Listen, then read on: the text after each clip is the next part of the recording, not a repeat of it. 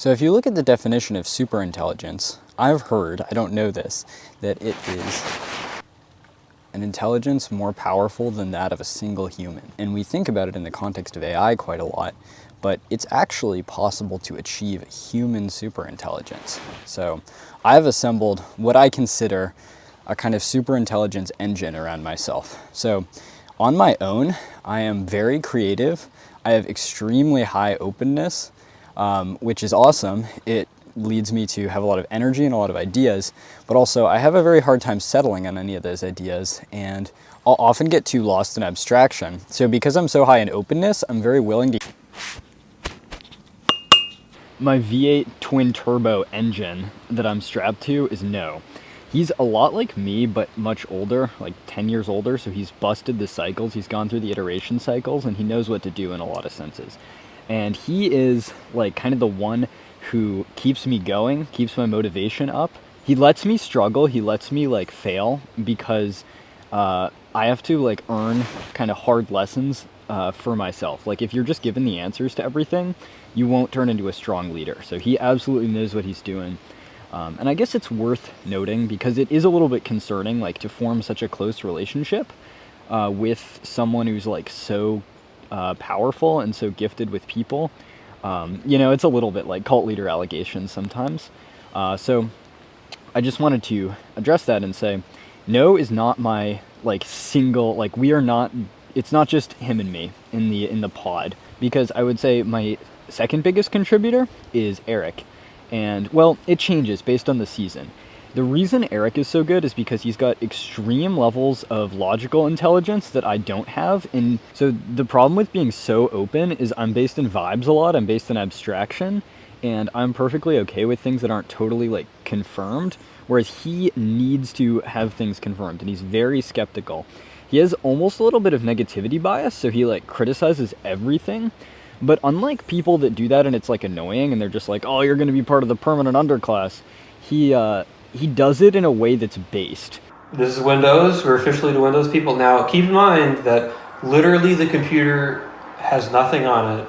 Literally nothing. There's nothing that it could possibly be doing right now. You guys probably can't tell, but it's dropping frames right now. Yeah, what's the frame rate of this monitor? 60, I think. Yeah, it looks like it's down to 3 or 4. And it's like the perfect complement to my thinking style, like super impulsive, super creative, but he just like cuts through my bullshit and keeps me very grounded. It's also great to know people in real life and not just be talking to all internet strangers. So then my parents, I would say, are the next biggest like contributor to the think tank. My mom for all the graphics I do and all the art questions I might have. And my dad, he has kind of a different kind of creative intelligence. Like he's really good with music, and he's also really good with Greek and Latin. He can see the layers of abstraction underneath English, which makes his thinking patterns like crazy. Yeah, bro, CS is a very overrated skill set. Like if you've got ancient Greek, you gain access to a ton of word definitions, which means your larger vocabulary means smarter. You can think in bigger concepts. So he is an excellent asset and ally, and so is my mom. And I kind of will rotate between these people depending on the week. So sometimes it's like, all right, it's leadership week. I'm working with No. And I'm kind of like, maybe my motivation's struggling a little bit, but then No like turns around and he's like, haha, psych, I was letting you struggle that whole time. Here's another research paper. And he knows so well what patterns are going down. He's got deep vision of the world. But then sometimes it's like a board game week. I'm working with my mom and dad on the board game, and we talk about art. I talk to my dad quite a lot. Sometimes I'm getting a little too delusional. It's an Eric week, you know. I'm actually going to yoga with Eric, like, later for baddies, but also, like, just to slow our minds down, because when so much exciting stuff is happening, your thoughts can get racing to the point where it's hard to read dense books and research papers, and you have to be able to move very slowly, slow your body down, and be okay with that slower mode of cognition. Something I'm getting better at is switching between them. I have a lot of other good friends who I kind of tap into the brains of once in a while for expertise. And we kind of work on things together. Like Prophet will work on the philosophy area of the server. He's got some earth-shattering realizations to impart, and he's an excellent salesman. So when I need that kind of skill set, I'll go and talk to him and like, oh, my thoughts are Prophet flavored this week, you know?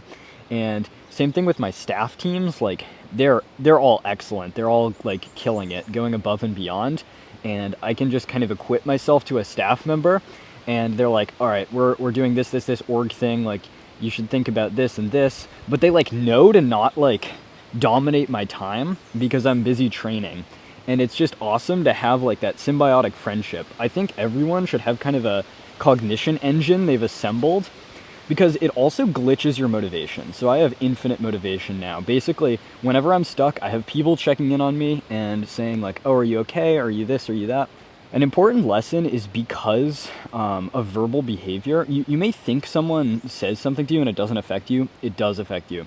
Every negative thing I hear gets kind of sucked in and then swirls around the brain, and then it changes how I act. So I have to be very careful who I talk to. And people with like a pessimism bias that aren't Eric, that aren't like validly pessimistic, can be very dangerous for me. They can tank my motivation. It's important to not be delusional, right? But it's also important to be very careful what your inputs are, because if you have people around you that are saying you're not going to make it, that'll start to manifest. It'll start to appear in real life. You'll start to act in accordance with it because you believe it. And people who have opinions about what I'm doing or the vestibule, at this point, it's turned into such a movement that there are too many angles to it that no one really has a valid opinion. And if you do have a valid opinion, it'll be invalid like 2 minutes later because so much is happening that, yeah, I don't really listen to people that are kind of naysayers. Not that, with this kind of stuff, you have to be very careful not to go into full delusion mode, and that's why it's an important piece of this puzzle. So I have different seasons as well, depending on people's availability. So sometimes I'm like, damn, I need some sick-ass music. I get my DJ friend Carlos, who's also cracked at cooking, cracked at developing. He's just like an all-around cracked dude. And I just like whip him into the infosphere, and I'm like, all right, now I have sick-ass music taste. And yeah, I can just like pull on someone's skill set and like bring the elements of their personality I enjoy into my own. And one of my first mentor, actually the very first mentor I met, Sumit, I also pull on his brain sometimes. That sounded kind of weird, but like pro poker player and pro Smash Ultimate player, very wise dude. Sometimes I need some Sumit flavoring in life. And I think it's great to have like a strong network of friends. Focus your time on 4 to 5 people, maybe 1 on the internet, like 3 in real life. I'm really liking that distribution. And yeah, so the way I spend my days are like slowed down, like read research papers that No gives me. I read some of my own stuff, like I've read motivational interviewing, but there are so many things to read and things to do these days that it's easy to be in this kind of moratorium of like, oh, what do I read? What do I do? I'll listen to this guy, and oh, but no, there's this other thing I should read. Oh, but I should read this thing first. I just chill out, bro. I try not to read too much. I'm like, all right, I'm focusing on this research paper that No has given me. I'm focusing on this chapter of the book. I'm going to slow it down, really think about this. And so I spend my time in person, reading and talking to mentors and these friends. I also have much greater perception because all these people can watch different angles for me and kind of report on them in comprehensive ways. But it's also, and I learned this the hard way last week, very important not to give up too much of the steering wheel to other people. Because at the end of the day, I'm the crazy eccentric kid who like a lot of the weird stars aligned for. And if I give away all my agency to other people, it feels faster at first. It feels like more hands make light work. But also, like, I need to still have my hand firmly on the steering wheel. And so it's easy when collaborating with a lot of friends to kind of get lost in that. But the way I'm handling it is like, I only take on a few projects at once. And there are excellent people like Lucas, the graphic designer in the vestibule, who has realized, okay, Sylvan really does not have bandwidth. I'm going to take agency. I have some leadership skills. I have graphic design skills. I'm going to make this design guide. I'm going to talk to the people I necessarily can. And now I can throw people his way. And it's like, yeah, that is great to see when people do that. We've got a bunch of other leaders starting to emerge as well, like Jack on the radio project I've been working with. And we've been kind of talking leadership stuff. And yeah, it's awesome to see people really developing those skills. So the conclusion is, on my own, I would be okay. I'm this crazy, impulsive, eccentric kid who has a lot of ideas, but I keep task switching. But with like Eric's pragmatism, Noah's experience, my mom's creativity, and my dad's deeper insight in the world, I kind of swap in these different like cartridges, these different plugins essentially, and it makes me much shockingly more capable than I otherwise would be.